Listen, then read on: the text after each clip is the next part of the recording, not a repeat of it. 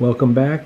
This is Ron with Stay Sharp Guys. In this sharpening and sharpness evaluation video, we're looking at the Grizzly Stick Silver Flame 200 XXL. This is a seriously big broadhead, 1 7/8 wide. That is a massive head, thick blade, 440C stainless steel. So we're going to do as I do in all the videos. We're going to look at the edge under the microscope. We're going to put it in the best certified sharpness tester to see what the edge looks like out of the box. And as I say, typically out of the box sharpness is just a snapshot in time. You own these heads, and for the life of the head you're going to have to be responsible for sharpening, so you better get good at it. Once you get the heads and practice with them, they're going to dull, and then you're going to have to sharpen them anyway. And each time you shoot an animal, you will sharpen them. This is not a single-use disposable head. They are on the higher end of the price spectrum, so certainly you'll want to sharpen them. So let's look at it under the microscope and in the sharpness tester and figure out a sharpening solution. We'll be right back.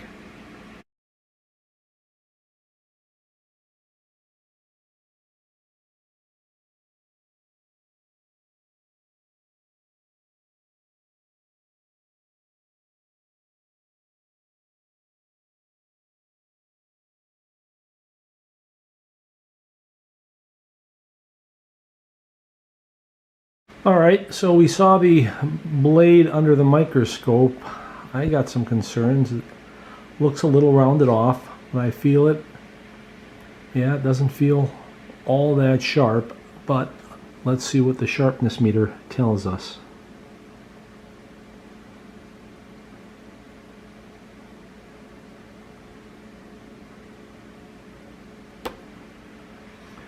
.383.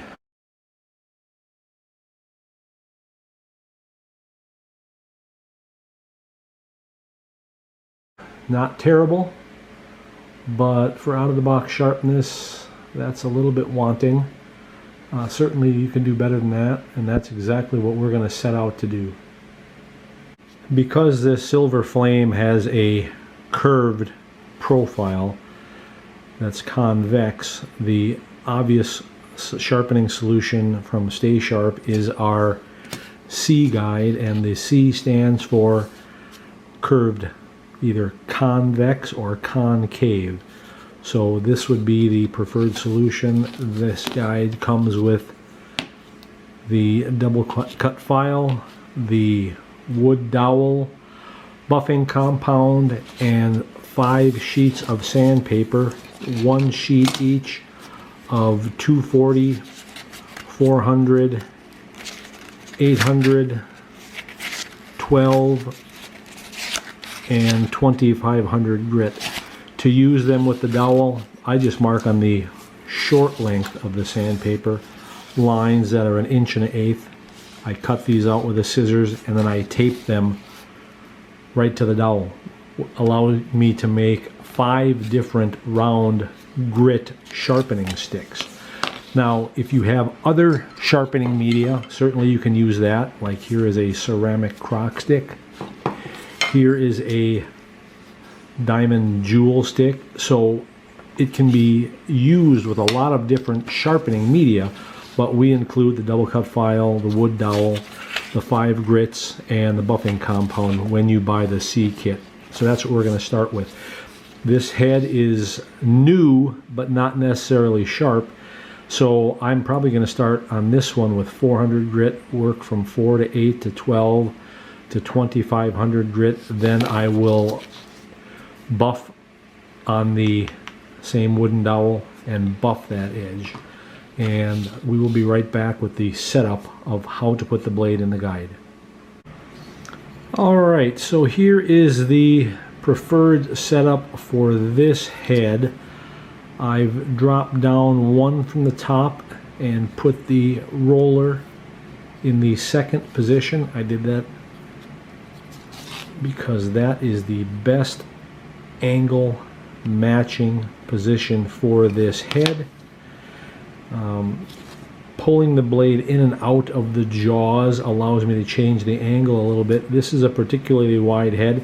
If you go in too deep, the sweep of the blade can hit the screw. I could probably go in a little bit deeper, but in this situation, the second roller position is a good angle all the way around. Now you don't have to take it off the ferrule, since we aren't even going to be coming close to the ferrule while sharpening. There's no need to loosen the screws and take it apart. As I said earlier, I'm in the second position. This head is kind of dull, so I can certainly start with the double cut file.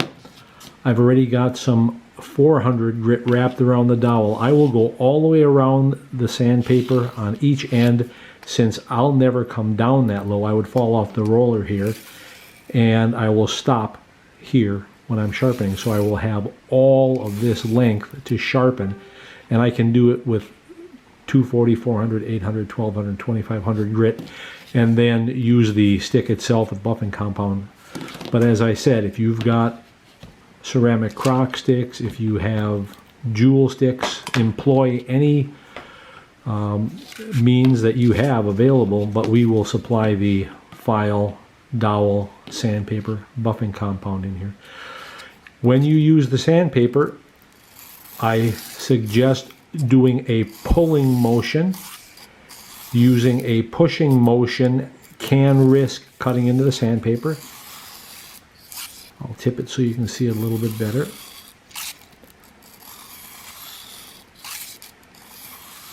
And now I will keep sharpening this side with this grit until I've achieved a burr.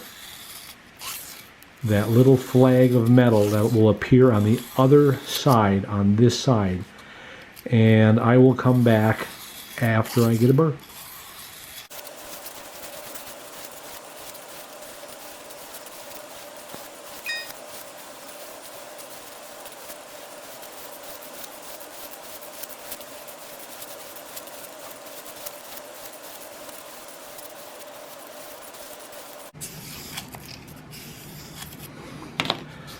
Alright, so I've been going for a few minutes on 400 grit. I've erased that sort of choppy feel that was in here. As you know, in all my videos I talk about the burr. On a convex blade, you want a very narrow strip. The tip is only about 1/8 of an inch wide. I need to be able to feel if I'm picking up a burr. And as the paper stops, you can see it bend. That's telling me that I've achieved a burr. I've reached the other side of the blade. So that's my signal then to flip it over. Stick with 400 grit. Now I might put another piece of the 400 grit wet dry on here. But now that I've achieved a 400 grit burr on one side, I want to achieve a 400 grit burr on the other side. Then, once I've achieved 2 burrs at 400 grit, that's my signal to switch to 800 grit. So I'm going to go on this side some more. When I achieve my second burr, I will switch to 800 grit.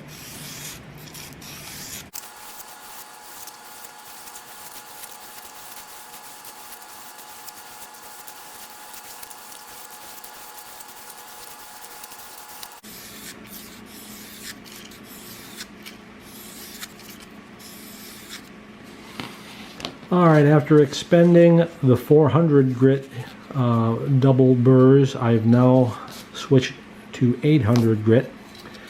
And let's see if we've got a burr at 800 grit.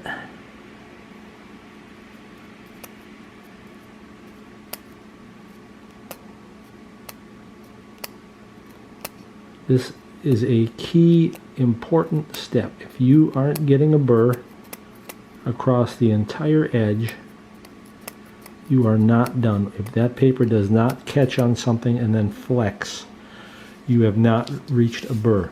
So now I've got an 800 grit burr on this side. I'm going to flip it over, keep sharpening until I get an 800 grit burr on the other side. When I have 2 burrs at 800, that will be my signal to switch to 1200. I'll be back.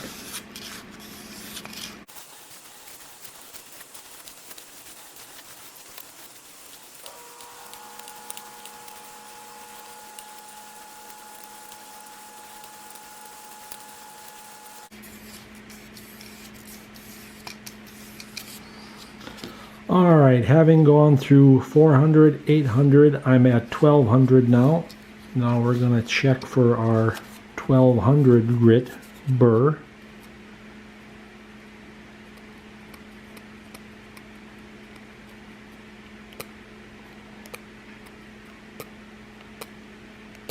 As long as the corner of the paper hangs up on the edge, we know that we have achieved a burr. So that is our signal then to switch to the next grit. In this case, we're gonna, not switch to the next grit. We're just gonna flip it over and now do a 1200 grit burr on the opposite side. And after 2 burrs at 1200 grit, I will switch to 2500 grit, and I will be back.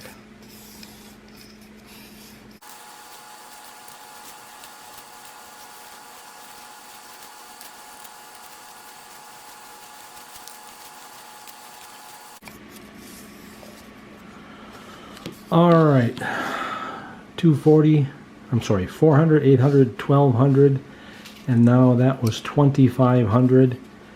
You can see that edge is starting to get pretty well polished, but the unit of measure we care about is, did we get a burr?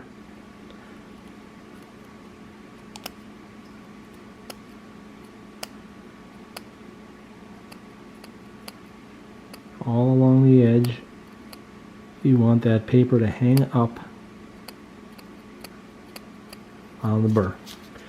So now we've got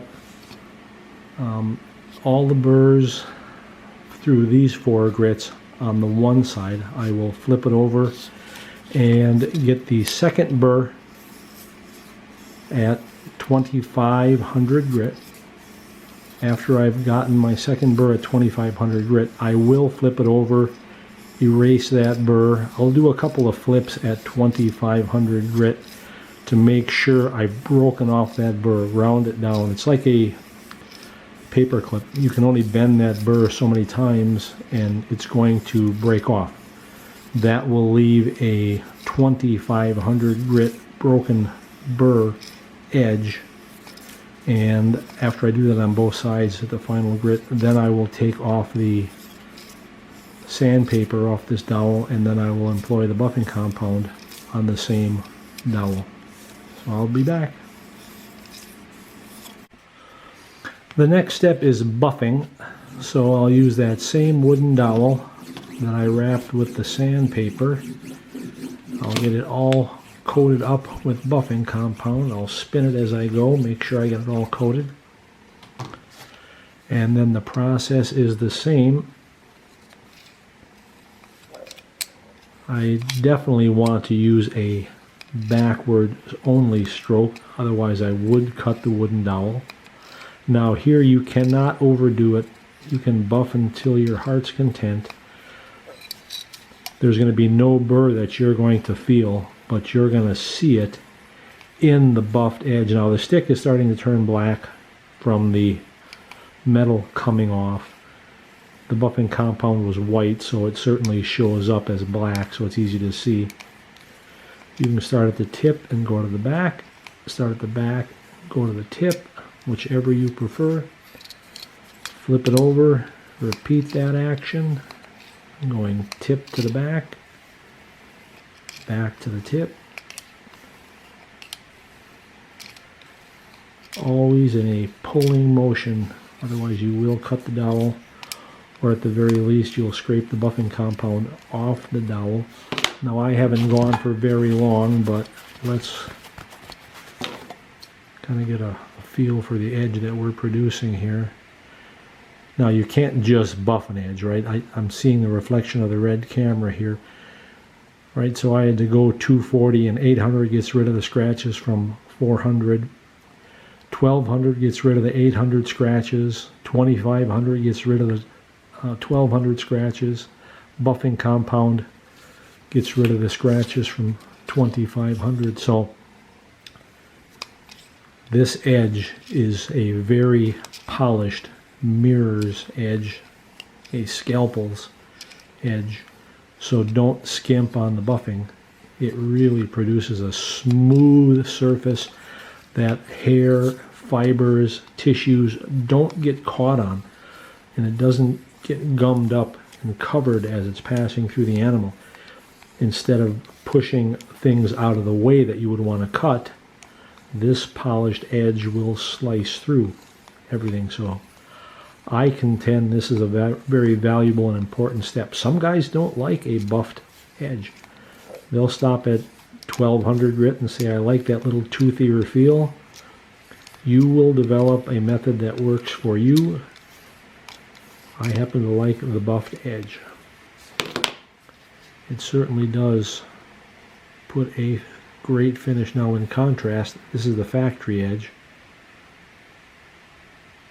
Right, so you can see it was a little toothy and jagged. Here's the edge that we're producing. So I'm going to keep going a little bit more before we put it under the microscope and on the sharpness tester. Now one trick about the buffing compound and the stick, as you can see, it's getting black, it's getting gummed up. So when that buffing compound becomes impacted with metal, it becomes more useless. So an old scissors, the back of a knife, you can scrape off all of that old buffing compound. See it coming off.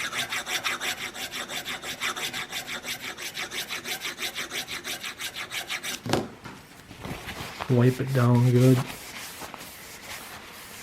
And the next time you go to use it, you will apply fresh buffing compound and you won't have that impacted metal.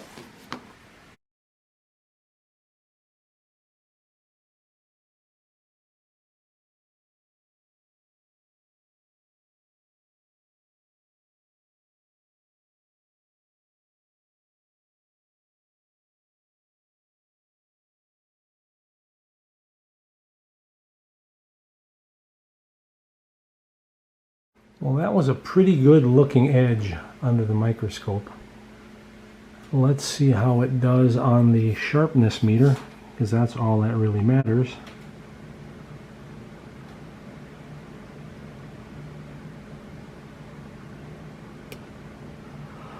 $121.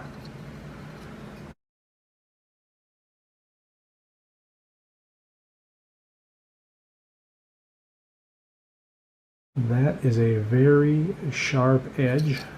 It worked out incredibly well. This is a good head, 440C. You would benefit from a little bit of oil. There's some carbon in it. You don't want it to rust, so oil it up. When it comes to sharpening the trailing edge, that would mean taking both screws out and positioning it in a guide. To do that, I contend that's wasted effort. That's really aesthetics. That edge does nothing for you going through, and you hope to go through. If you're relying on it to cut on the way out, you've already failed. But that's entirely up to you. I waste no time sharpening trailing edges, but if that's what you want to do, go ahead. Anyway, that is the XXL Silver Flame sharpened with our C Guide kit from Stay Sharp. Thanks for watching.